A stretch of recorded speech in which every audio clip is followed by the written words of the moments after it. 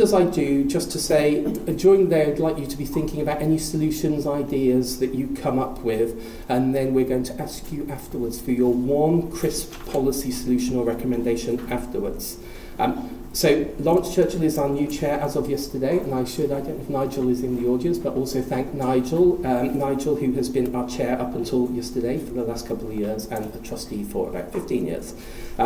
Lawrence is joining us with actually extensive experience of the financial service industry, but also a former ILC trustee as well, and he is going to manage this session on financial inclusion. So, Lawrence, thank you.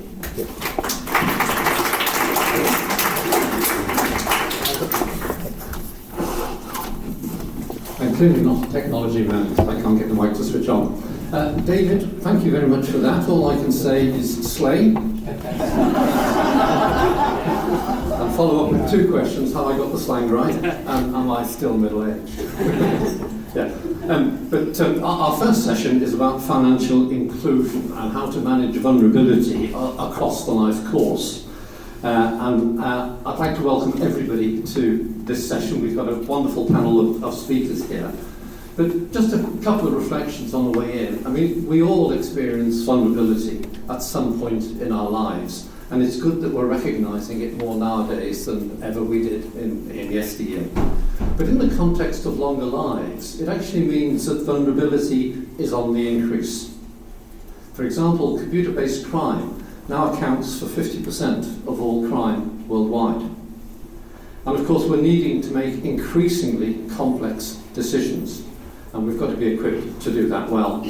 So in this session, we're going to be looking at what more can be done to safeguard us as consumers, particularly at those times where we're most likely to be affected by financial vulnerabilities, right across the life course. I'm delighted to be joined by Fiona Dunsire, the Government Actuary, Dr. Chris Fitch, Vulnerability Lead at the Money Advice Trust, Dr. Adele Atkinson, Professor of Practice of Financial Literacy at CHASM, and Ruth, Persian, the Principal Advisor to the Behavioural Insights team. So we've got a great panel here, and there will be time for questions at the end. Everyone's going to speak for about 5 minutes, and then it's over to you, and we'll have a bit of a debate. Okay? So Fiona, with no more ado, over to you. Thank you very much.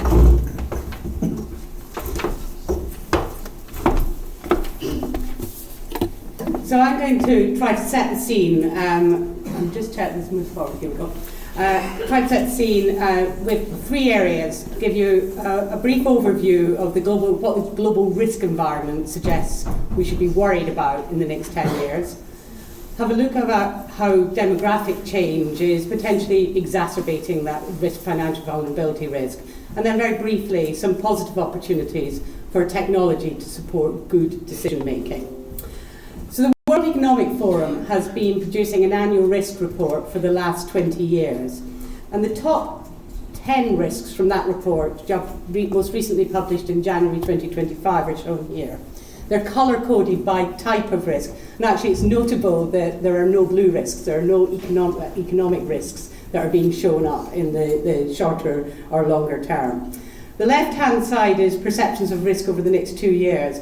And I tend to see those as being very anchored in the current environment. So in actual fact, the right-hand side, I think, is more informative for our discussion today in terms of looking at what we should be worried about in the next 10 years.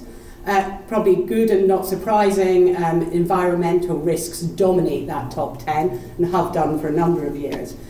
But technological risks, in purple, have changed markedly in risk perspectives in the last 2 years. Cyber risks have always been there for the last 10 years or more, but have fallen in perception of risk.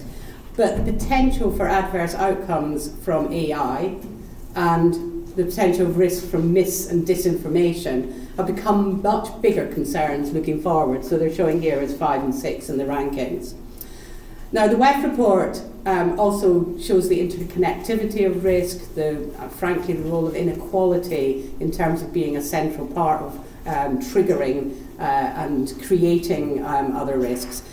And also flags that in super-aging societies, unfavourable demographic trends could really exacerbate that social instability risk over the next 10 years.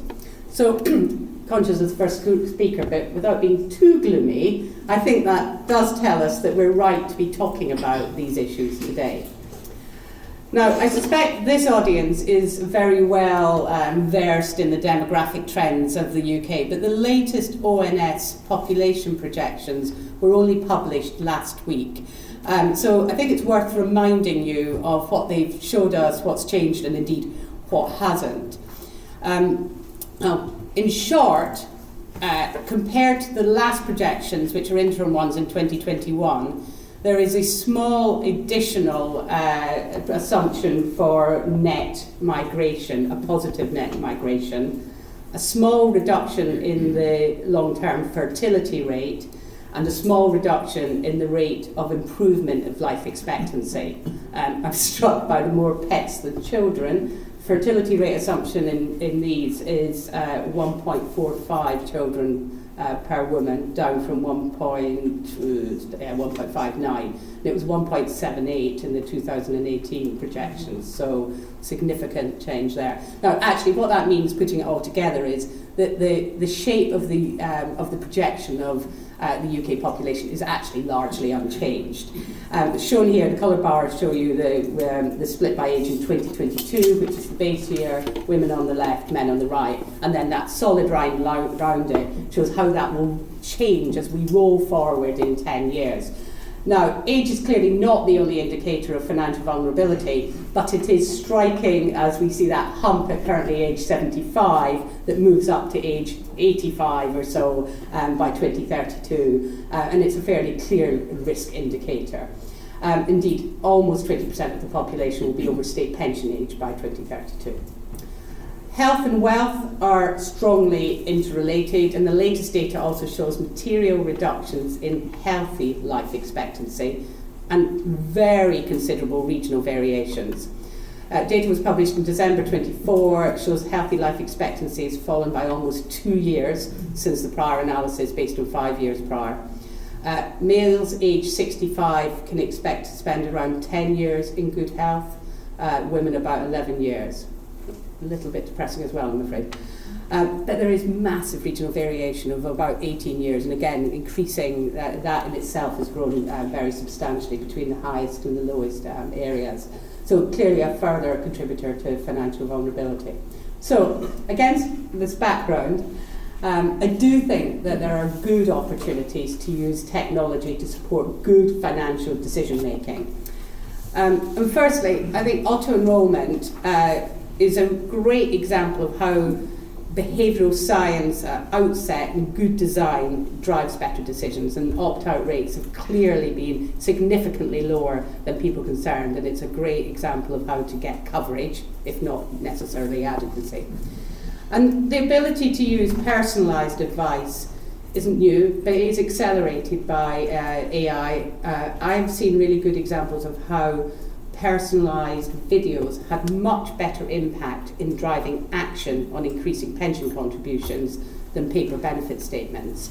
And indeed, on that experience, women seem to engage more and take more action, which is clearly what we want, than men.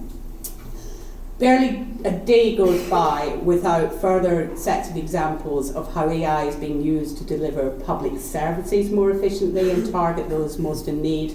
There was the AI Opportunities Actions Plan in January with 50 recommendations and very fast deadlines on when they are to be delivered. But also highlight the risks involved. I mean, at the Government Actuaries Department, GAD, we're using AI, like others, to make sure we're freeing up time to do routine and regular work more quickly, more efficiently, and have the opportunities to address more complex issues. We also provide quality assurance for models across government, and that continues to evolve in this environment. However, where decisions are required, there is always a human hand or human eye involved.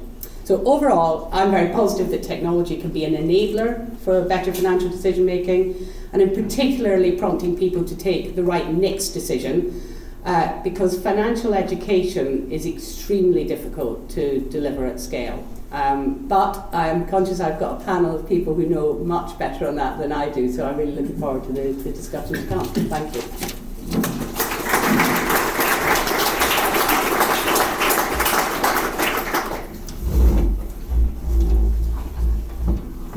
And our next speaker is Chris Fitch. Chris, you're coming up to use the lectern. That's great.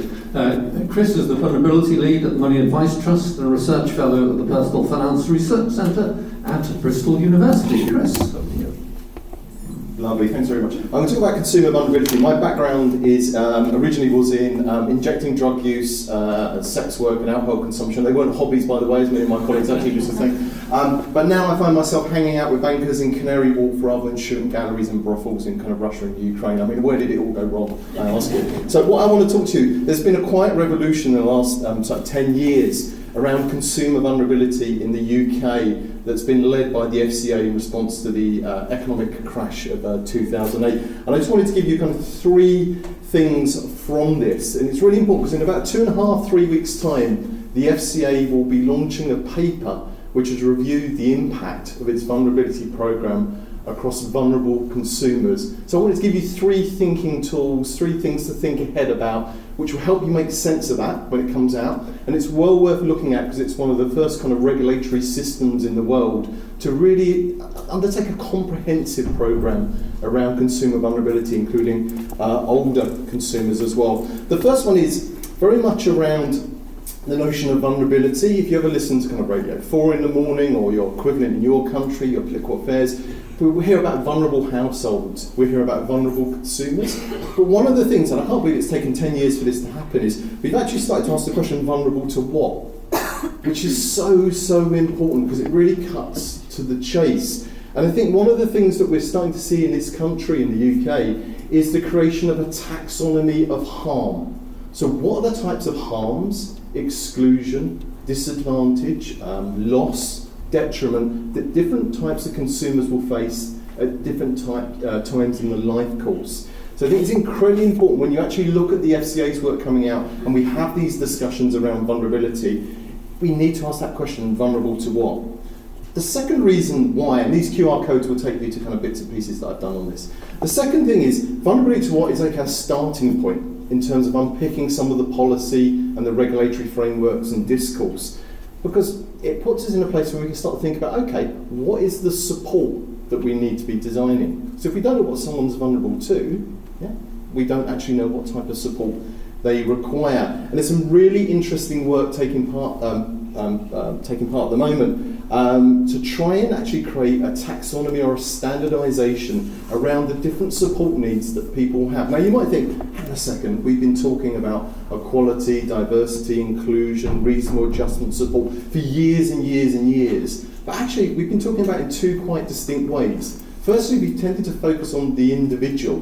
What's the individual need? We have an Equality Act in the UK, Disability Discrimination Act in Northern Ireland. We tend to look at it at the individual level, but we haven't really, secondly, been thinking about, okay, how do we standardise that? How do we have a standardisation where we look at aggregate groups to think about that type of support once they've identified what they're vulnerable to? And the reason this is important, you'll find some examples of the types of standardisation of support needs out there. This is Support Hub from Experian. It's a Tell Us Once platform for reasonable adjustments. I'll get onto that in a second. The reason this is important because what's coming up on the back of the FCA's work around vulnerability is what we might call the data sharing revolution. Now, we'll be familiar with open banking in the UK and wider afield, and some of us are getting used to that notion that third-party providers can have access to our transactional data to give us better deals, and that makes sense. But there's something else happening around smart data and around data sharing in the UK, and that is around how are we sharing not just kind of our transactional data, how are we not just thinking about open finance, how can we think about open needs and open adjustments? So think about this. If you are one consumer or one household that might have an older person in it, a disabled consumer, someone who's vulnerable to harm, that person's actually got multiple services that they rely upon to run their everyday lives. We call them essential services in the UK: banking, energy, water, broadband. For me, it's also KFC. That's one of my essential services. But how do we actually create a situation where the consumer can share that information via one simple process with multiple organisations rather than doing it serially and sequentially? So the three big trends, just in summary, that are coming out is we've got this FCA paper, 2.5 weeks, 3 weeks' time. Have a look. It has implications for all of us, country or sector-wide. Secondly, think about that vulnerable to what question when you're reading it. Think about it when you're thinking about individual consumers or aggregate groups. And thirdly, think about that data sharing side of things and the benefits and the risks that introduces for everybody, regardless of what stage of the life course you're at. And I'll stop there.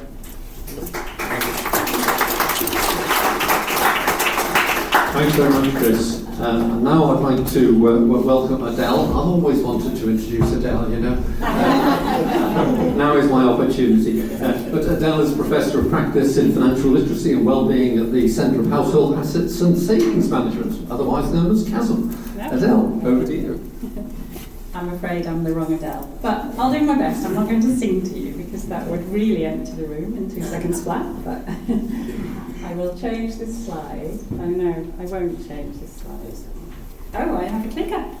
Oh, technology. Yeah, there we go.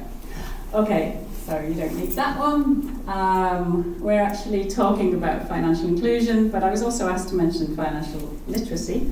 As soon as that's in my job title, I suppose I can do that as well.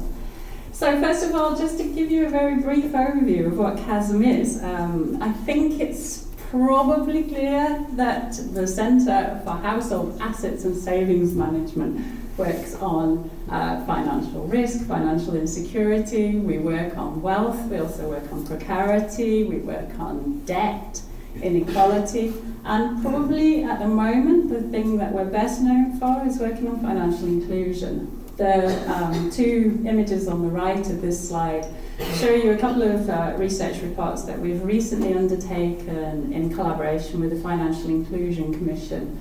One of those is a desk research, so it's got quite a lot of recent data in, and the other one is with people with lived experience and also stakeholders who work with people with lived experience of financial exclusion. So obviously I'm going to draw on that a little bit today.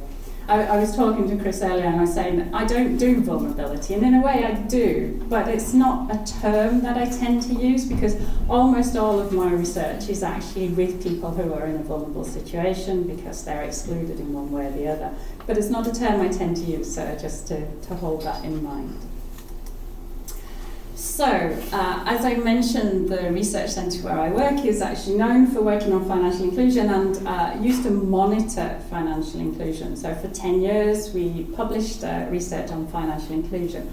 And the reason that I'm sharing that just now is to give you the context for this slide. So we talk about financial inclusion as requiring three things. We talk about it as needing a secure income. And I like to call this financially driven exclusion. If you don't have a secure income, it's not the financial services per se that are excluding you, it's your financial situation that's excluding you.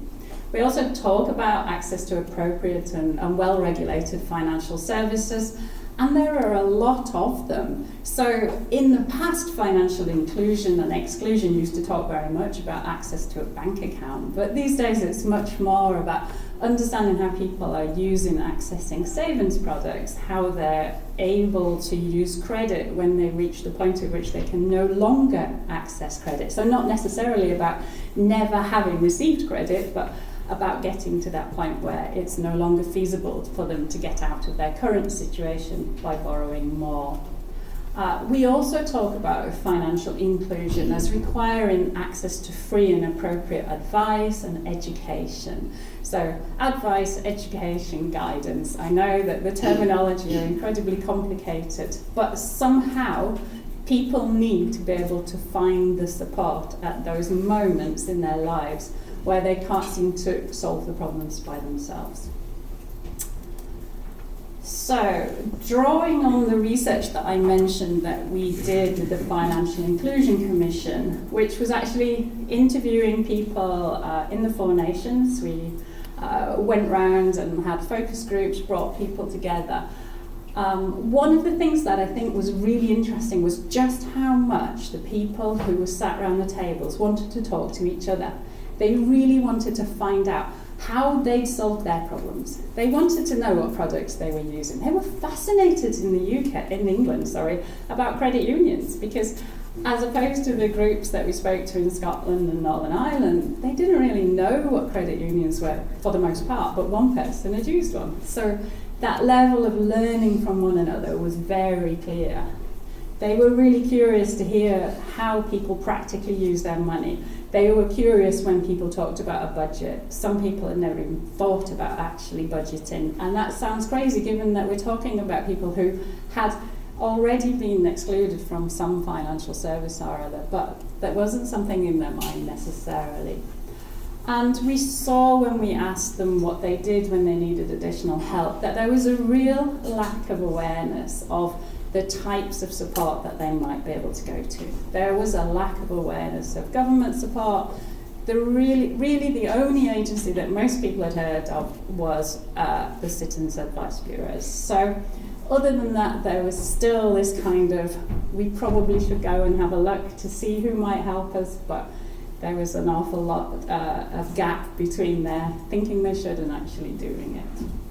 We also talked to them quite a lot to find out what they wish they learnt at school or what they wish their children would learn. And I think this is quite important given that we're talking about this, the whole of life. Like, how do we put the foundations in place so that the next generation doesn't make the same mistakes that the current generation feel that they've made? I'm not judging them, this is what they were saying. And they talked about budgeting and money management skills. They talked about this, if you can't afford it, don't buy it. They really wished that they learned that earlier on. And you see this disconnect actually where lots of people say parents should teach children, and then they sit there and say, but I'm a parent and I don't know anything. So where are these magic parents that are going to be able to teach the next generation? They're not the people that are going to teach the next generation on the whole. We need something else to help with that. They felt, unsurprisingly, that young people need help to make decisions about university and work. We know that university is costly. We also know that we're unlikely to do the same job for the whole of our lives. So they felt that those conversations were important. And I'd like to say that, in my opinion, we need to keep that going for the whole of life, so that we talk about education and work at different points within our lives and not just at one point as you leave school. They wanted practical things, the cost of running a car, running a home. They wanted to know about they wanted young people, to know about navigating life events. I definitely put these life events in a very strange order, but anyway, mortgage, relationship, job, those were the ones that came out. Probably most people don't do it in that order. Probably not many lenders prepared to do it in that order.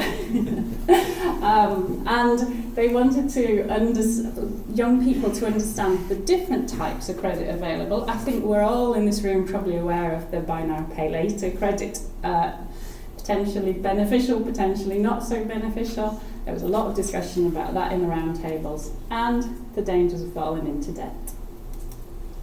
So finally, I just put up a slide that's actually from work I did a very long time ago when I was working at the OECD in the financial education unit there. So some of this is a little bit tweaked since those days, but I think one of the things I'd really like to say is when and if people do decide to work on financial education, actually building knowledge is never going to be enough. Knowledge alone does not solve problems. It doesn't make people behave in different ways, and I think we'll probably hear more about that later. But what we also know is that the research tells us that actually confidence is as important as competence. So even if you've got skills, more than knowledge, but if you've got skills, you have to have a level of confidence. And unfortunately, confidence and financial well-being are associated, but that could be misplaced. So we still need competencies, but we need those competencies to be backed with an appropriate level of confidence. Similarly, when you teach people, they have to remember it. So somehow or other, you've got to find a way of both people learning things and retaining that. We know how important teachable moments are, and I want to just flag that vulnerable people may not be in a position to learn. We know that bandwidth goes down. We know that when people are extremely stressed, the only thing they can focus on is their current problem. It's not necessarily a time for education, but teachable moments that are perhaps visible in the future like somebody is going to enter into a relationship, something like that. Those are really useful points at which to suggest and offer financial education. We also know people don't, even if they're signed up, they don't really like going somewhere to learn about financial matters. So bringing it to them is really useful, whether they spend time in the library, whether they spend time in their workplace on the computer at lunchtime, whatever it might be. And we know that different people learn better from different groups, so they might learn from their peers, or they might learn from people who they believe are wiser than them. But really understanding that different people have different preferences. So as I say, this is all from old research, primarily from the OECD. I'm going to stop there and hand back for Thank you. Thank you. Thanks very much, Adele. And next up we have Ruth Persian from the Behavioural Insights team. It's a very exciting innovation, I think, one of the growing sciences, and personally I put a lot of store by the future of what behavioural insight is going to be able to do for society, and looking forward to hear all about it. Ruth? Yeah, great. I think I'm actually one of the people who, when she studied the job that I have today, it wasn't yet available, so quite recent. Great, yeah, so I work for the Behavioural Insights team, BIT. We think about how we can help people make better decisions using evidence from the behavioural sciences. I will speak about auto-enrollment very briefly. I won't speak about education, financial education, but I'm happy to do that later. So, when I was given the topic for the session today, I was thinking about what is financial vulnerability. And I think the more common definition that, for example, Fair for All Finance uses is not having enough money to meet your everyday needs and or withstand shocks. So there is definitely, in addition to making sure people have enough income, a question around how can we help people save more, both to meet sort of immediate emergency needs, so your washing machine breaking down, but also for the long term, for retirement. But I think there's also a second aspect of vulnerability, and that's losing money in the broadest term due to your own decision making. So you have accumulated money, you have money, and then for some reason you're faced with a really complex decision and it's just really difficult to make a good one. So the second question is, how can we help people avoid bad decisions? And I think these two groups, basically everyone here in the room is probably covered by them in one way or the other. Everyone, even if you have enough money in your pension savings, in your sort of cash ISA, there's still this decision making challenge. So let's just look at two examples. The first one in the sort of falls into the category, how can we help people save more? And I mean, a behavioural scientist's favourite example is auto-enrollment. You've already talked about it. It expanded coverage in the UK for workplace pensions. Almost all employees are now saving into workplace pension. There's obviously the separate question of adequacy. Do people save enough? And that was something that policymakers and researchers in the US were trying to tackle a while ago. So there as well, you've got the 401k, which is sort of the equivalent of a DC pension here. And the challenge was that people were saving, but they weren't saving enough. So very similar to here. And why are we not saving? Well, there's a couple of, there's structural reasons. We might just not have the money, but there's also behavioral reasons. It's really painful to give up income in the here and now. We're present buyers. That means we value the future, the present more than the future. And also we're loss averse, so we don't like giving things up for cheaper money. So the behavioural scientists involved in this thought about this and thought about, okay, how can we get around this problem? And how can we also harness the fact that most people's salaries, or a lot of people's salaries, will increase over time? And what they came up with was this program, Save More Tomorrow. This was a commitment by people to save a higher percentage of their salary at their next pay increase. So they were never giving up money. They were never, seeing a decrease in the money that came into their bank account. But instead they were saying, well, once I get my next salary increase, I'm going to save not 5% of my salary, but 6%. And that meant that savings rates went from roughly 3.5% pre-advice to 13-point-something% after the 4th pay rise. So just by thinking about, okay, so how do people make decisions, and how can we sort of harness, both behavioural biases in a way, so present bias actually worked in favour of savings rates here, and how can we sort of use the environment to help people make better decisions and save more. One more example in the category of helping people avoid bad decisions from our own work. We worked with People's Partnership recently to look into how can we help people make better decisions around their DC pension. So with pensions freedoms and some of the other changes in policy, we have an increasing responsibility to make fairly complex decisions around decumulation, but also around consolidation of our different pension pots. And what we were interested in is, to what extent are these decisions subject to heuristics, to rules of thumb that might lead to suboptimal outcomes? And there's evidence that shows that the more complex the decision, the more likely people are, unsurprisingly, to rely on rules of thumb, and that's where things might go wrong. What we did is we ran an online experiment where we showed half of participants this ad.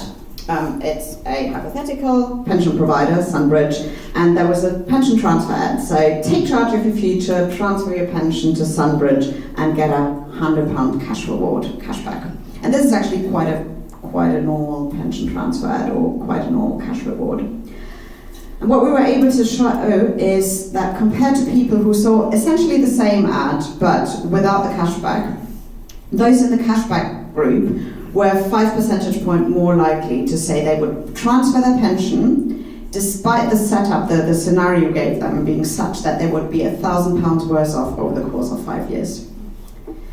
And what we were also able to show is that what drove this was that the minute people saw the cash reward, they just ignored all the other information.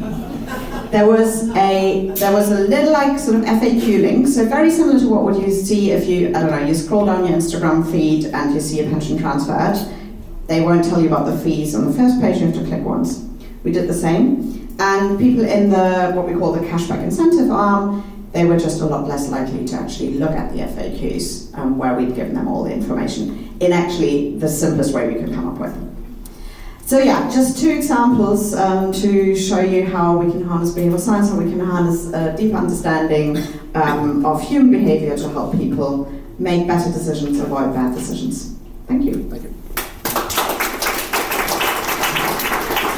Thank you very much, Ruth. Very, very insightful. Now it's time for a couple of questions. We've got time for, if you would like to raise your hand in the traditional manner, and perhaps give us your name and any organisation you're affiliated with.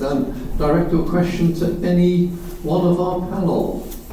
Who would like to be first? Yes, gentlemen. There's a mic on its way to you. Thank you very much. Thank you. Can you hear me okay? It's all right, thank you. Hi, I'm Rich Pereira from the ONS, demography side of things. It's kind of a question for Fiona, really, and it's a slightly selfish question. Thank you for highlighting our population projections last week, which hopefully everybody in the room has seen. It's around how we can make people aware of what the projections are and what they aren't, and how they can therefore be more useful in the sort of work that we're talking about today for planning for the future. Do you think they're sufficient for doing that, or do you think there's more nuances and things that we should be bringing out when we're talking about them? Thank you. I was very nervous when you said that, thinking, he's going to tell me how to misrepresent it. It's probably one for everyone. I think trying to sort of disaggregate what's the information, but what does that mean? What does that mean for me? And coming back, perhaps that bigger picture of what's the decisions that are coming up for me that I need to therefore be aware of. And I'm not sure, we'd love to have a broader conversation. I'm not sure whether that's the ONS's job. It's possibly the users of the data's job. And you've got some fantastic tools within there, so I think there's a lot of ability to look at variance and to test on that. So I'm assuming that many people in the room will have played around with that and used it. So I guess there's that is what's the user need to take it into different places, to be able to interrogate different groups a little bit more. I'm not sure, again, we're in public, what's the ONS's role of that versus others? So not a very helpful answer, but we're very happy to have a follow-up. The others on the panel may well have a sense of use cases that they would like to see more of. No, we can move on to the next question, but let me just filibuster for a minute, because on the ONS website, I love your calculator about how long I'm going to live, and it helps me enormously in my financial planning. Am I going to be medium, or am I going to put a bit of prudence in my stuff? So just another publicity thing. There's a new one of those coming out next week, I think. So have a look out for that as well. Well, we can advertise everything here. I don't want to steal your thunder, but I'm sadly will say that you're going to live less long. Probably. That's what you should do for the. Hey, that means my wife can spend more. That's good news. Very slightly. Any other questions? Otherwise, I'll bring this. The one right at the back. Thank you. And this will be the last one because we're slightly running out of time. Thanks. This is can you hear me? This is Lisa Edgar from the Big Window. Ruth, really interested in the experiment with the immediate gratification on pension consolidation with financial services insight too. And quite a few of our clients are slightly worried about pension consolidation going out of their PMs to other providers. Is that experiment publicly available and/or Yes, yeah, it is. It's available on our website, I think on People's Partnerships website, but I can give you the link later. Oh. Yeah. There's also a daily Mail on Sunday article if you're less interested in the technical details, more in the story. Yeah.